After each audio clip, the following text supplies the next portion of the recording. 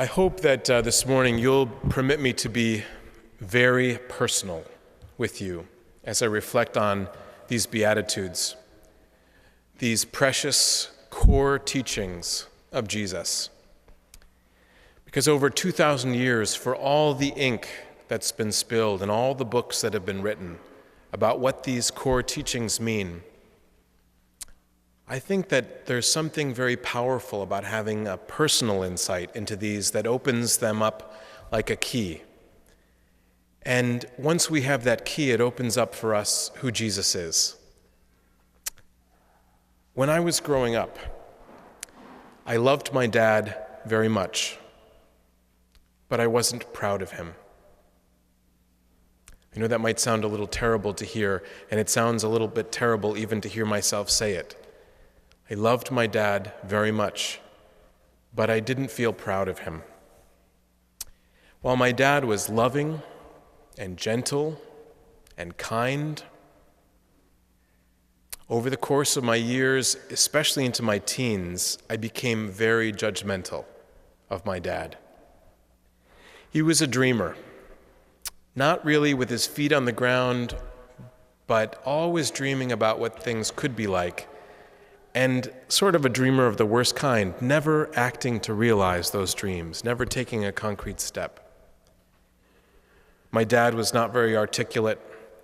I remember at scouting meetings when he would have to get up and speak, he would talk with lots of ums and ahs, and my friends would laugh, and I would feel a little embarrassed. He was someone that people would play jokes on because they could. And my dad wore his heart on his sleeve in ways that seemed a little bit scary to me.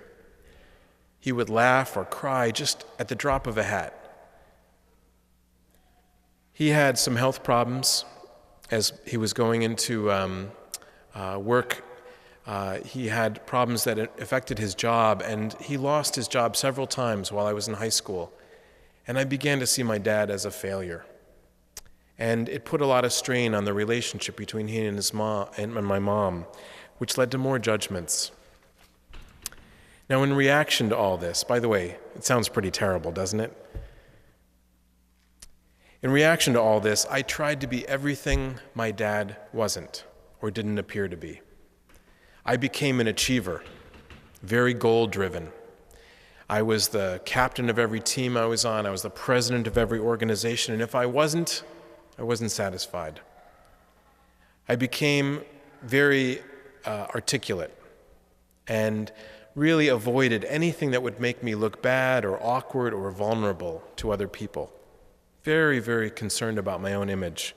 Competitive and competent and knowledgeable at all costs. So by 21, I really thought of myself as having achieved success. I was not poor in spirit. I was full of myself. And I probably have some friends who still think I am. But something happened to me, something that affected the way that I saw my dad, and something happened that affected the way I saw myself. Several years into the Jesuits, I was making my annual 8-day retreat, and my spiritual director gave me this passage from Matthew's Gospel to read and to pray over, the Beatitudes. Now, how many times have we heard these readings or read them? I thought, been there, done that. And the other thing was, every time I read them, a feeling of a certain resistance would come up inside me. A resistance I couldn't explain. But when I'd read those words, poor in spirit, meek, mournful, I thought, those are for somebody else. Well, this time was no different. I was praying over them, and the resistance came up, and nothing seemed to be of fruit. And I went to my spiritual director the next morning and said, can I move on to something else? Well, in Ignatian spiritual direction, repetition is a big part of our spirituality, going back to something to see if there's more fruit there. And he said, do it again. Well, the same thing happened, 2 days more. Finally, I don't know if I just got tired of looking at him in the morning and explaining I hadn't had any insights, or maybe my resistances wore down, or maybe it was grace in all of that. But all of a sudden, as I was praying over the Beatitudes, I saw my dad. I saw my dad, and with a flood of tears, I realized that more than anybody I'd ever known in my life, my dad embodied these Beatitudes, every single one of them. My dad was a man without ego. He was humble in the best sense and didn't even know it. My dad was a man of deep sensitivity to the sufferings of other people and really felt for the underdog.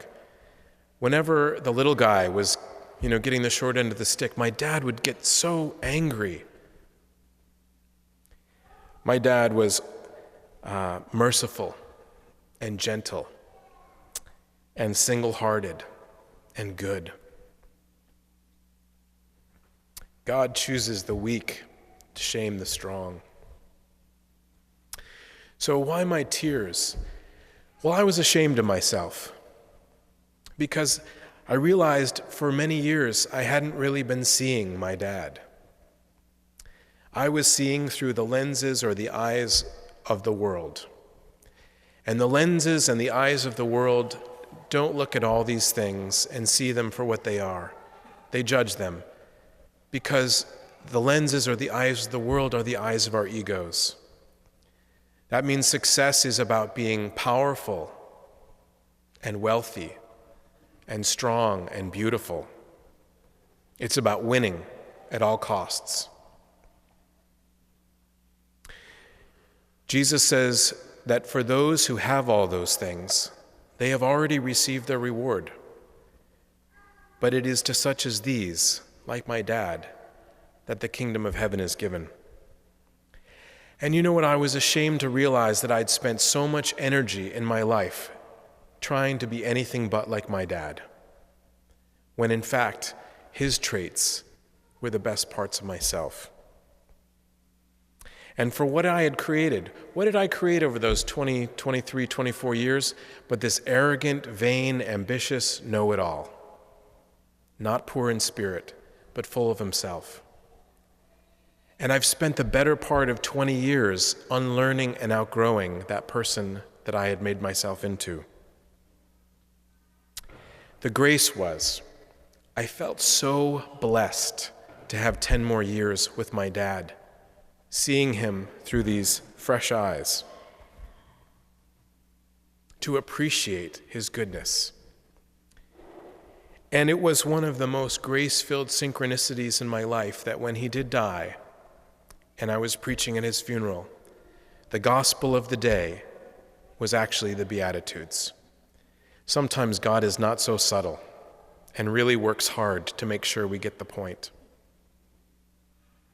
So I know this has been very personal, but I hope it's resonating with you in some way.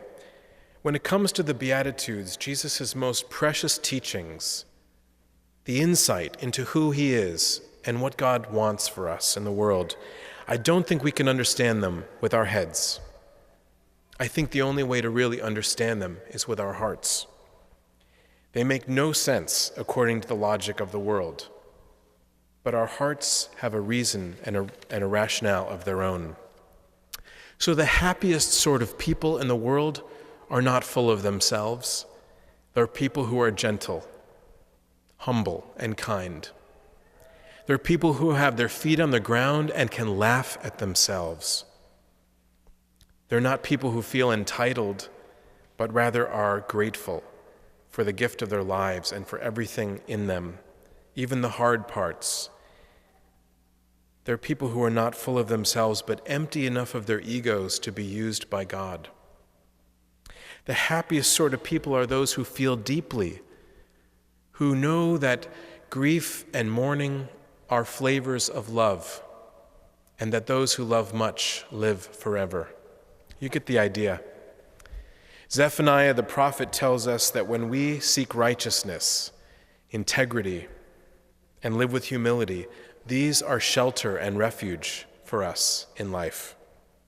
God chooses the weak, and the world considers foolish to shame the strong and the wise.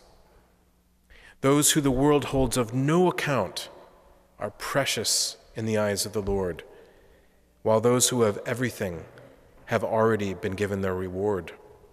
This is the logic of the Beatitudes, and the key to understanding Jesus and to seeing the world and living and loving the way he does. And my friends, when we see the world and we live and love as he does, we have entered into the kingdom of heaven.